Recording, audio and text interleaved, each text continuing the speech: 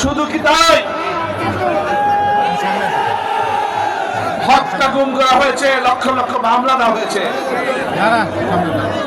আর এই দাবি সপক্ষে নেতৃত্ব দেওয়ার জন্য গত 17 বছর আমাদের প্রিয় বেগম খালেদা জিয়ার বিরুদ্ধে কি ধরনের অত্যাচার অন্যায় করা জিনিসটা আপনারা জানেন। আমাদের প্রিয় নেত্রীকে একটি ভুয়া মিথ্যা মামলায় কারাগারে পাঠানো হয়েছে। তাকে কারাগারের মধ্যে স্লো পয়জনিং করে আস্তে আস্তে তাকে মৃত্যুর দিকে ঠেলে দেওয়া হয়েছে। এই নেত্রীকে বারবার বিদেশে চলে যাওয়ার জন্য চাপ দেওয়া হয়েছে, কিন্তু শুধু তাই না, তার সামনে তার 2 ছেলেকে পিটিয়ে পিটিয়ে মারা হয়েছে। বলেছে তাদেরকে বলা হয়েছে যে তুমি তোমার ছেলেকে নিয়ে চলে যাও, দেশ ছেড়ে চলে যাও, লন্ডনে চলে যাও। আমাদের প্রিয় নেত্রী রাজি হয়নি। বেগম খালেদা জিয়া বলেছে তোমরা হয়তো পিটিয়ে পিটিয়ে আমার ছেলে তারেক আর কোকে হত্যা করতে পারবে, কিন্তু সারা দেশে আমাদের যে এই যে কোটি কোটি জিয়া সৈনিকরা আছে তাদেরকে নিশ্চয় পিটিয়ে পিটিয়ে মেরে ফেলতে পারবো না। বেগম খালেদা জিয়া এই 44 বছরে আমাদের সাথে রাজনীতি করতে করতে রাজপথে থেকে আমাদের প্রতি মায়া মমতা ভালোবাসা সন্তানের চেয়ে বেশি হয়ে গেছে। তাই নিয়ে সন্তানের কথা চিন্তা বাদ দিয়ে আমাদের কথা চিন্তা করেছে। প্রিয় ভাইরা, এখন নির্বাচনের বিষয়টি বলি। গত 2 দিন পরে নির্বাচন। বাংলাদেশে স্বাভাবিকভাবে 2টি বড় দল বিএনপি আওয়ামী লীগ সুষ্ঠু নির্বাচন হলে একবার আমরা জিতি, একবার ওনারা জেতে। আওয়ামী লীগ ভুলের কারণে তারা দেশ ছেড়ে চলে গেছে। আরেকটি দল যারা 5-6 ভাগ ভোট পায় তারা এবার ক্ষমতা আসার জন্য পাগল হয়ে গেছে। তারা বলছে আমরা চিন্তা করলাম তারা হঠাৎ করে পাগল হয়ে গেল, তাদের হাতে এমনকি টার্ম কার্ড আছে, যে জন্য তারা ক্ষমতা যাবেন। টার্ম কার্ডটা আমরা ধরে ফেলেছি। তারা বলেছে তাদেরকে ভোট দিলে নাকি বেহেশতে জ্বালাবে। এটা কি সত্যি করে বলেন? নাউজুবিল্লাহ বলবেন না। পৃথিবীতে যত মিথ্যা আছে, পৃথিবীতে যত মিথ্যা কথা আছে, সবচেয়ে বড় মিথ্যা কথা এটি, তাই না ভাই? সুতরাং ওদের কথা বিভ্রান্ত হওয়া যাবে না। আমাদেরকে 12 তারিখে নির্বাচনে যে কোনো মূল্যে বিজয়ী হতে হবে। 2টা দিন আছে ভাইরা, বক্তব্য শেষ করতে হবে আমার। 2টো দিন আছে প্রিয় ভাইরা, আপনারা দয়া করে এখান থেকে এই 2টো দিন সব সময় এই ভোটের জন্য কাজ করবেন। রাজি আছেন প্রিয় ভাইরা? আপনারা এই 2টো দিন আপনার বিএনপিকে দিয়ে দিন, এই 2টো দিন আপনার ধানের শেষকে দিয়ে দিন, এই 2টো দিন আপনার আমাকে দিয়ে দিন।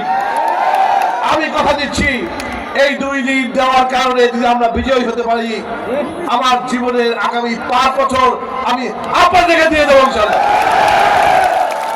আমরা সবাই মিলেমিশে সুখে থাকবো। শুধু আমি সুখে থাকবো, আপনারা কষ্টে থাকবেন, এমনটি আর এখানে কোনোদিনও হবে না ইনশাআল্লাহ।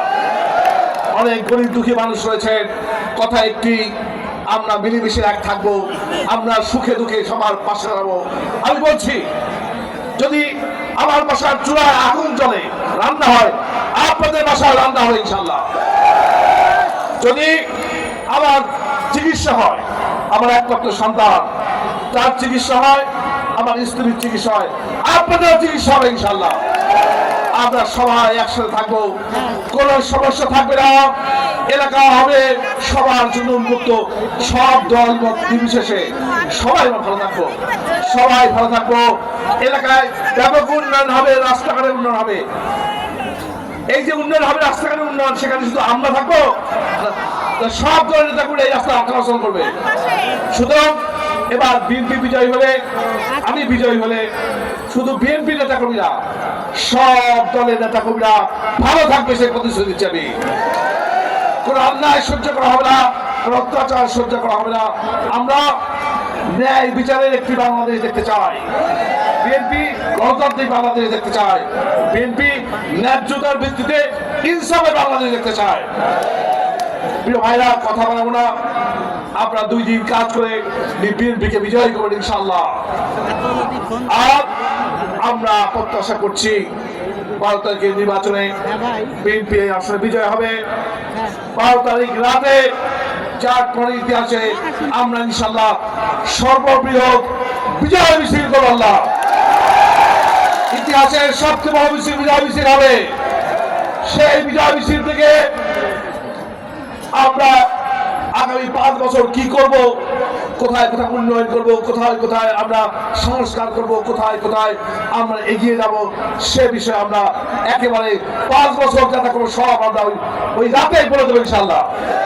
সেখানে আমরা মা বোনরা সকল শ্রেণী পেশার মানুষ আমরা এক হয়ে দীর্ঘদিন আমরা কষ্ট করেছি, অনেক অত্যাচার সহ্য করছি, নিপীড়ন সহ্য করেছি, অনেক জেল জুলুম খেটেছি। ইনশাআল্লাহ 12 তারিখ শুরু হবে আমাদের ভালো দিন। 12 তারিখ শুরু হবে চাঁদপুর ভাঙড়া ফরিদপুরের মানুষের জন্য শুভ দিন শুরু হবে ইনশাআল্লাহ। সেই শুভ দিনের প্রত্যাশায় সবাইকে একসাথে নিয়ে আমরা সব দল মত সকল ধর্ম, শুধু মুসলমান না, মুসলমান হিন্দু বৌদ্ধ খ্রিস্টান সব ধর্মের মানুষ, বিএনপি সহ সকল দলের মানুষ আমরা একসাথে সব অধিকার নিয়ে আমরা এগিয়ে যাব। আমাদেরকে কেউ রুখতে পারবে না ইনশাআল্লাহ। এই কথা বলে আজকের এই বিজয় এই সমাবেশ ইতিমধ্যে আপনারা জনসমুদ্রে পরিণত করেছেন। এখান থেকে 1 কিলোমিটার দূর পর্যন্ত আমাদের নেতাগুলো অবস্থান নিয়েছে।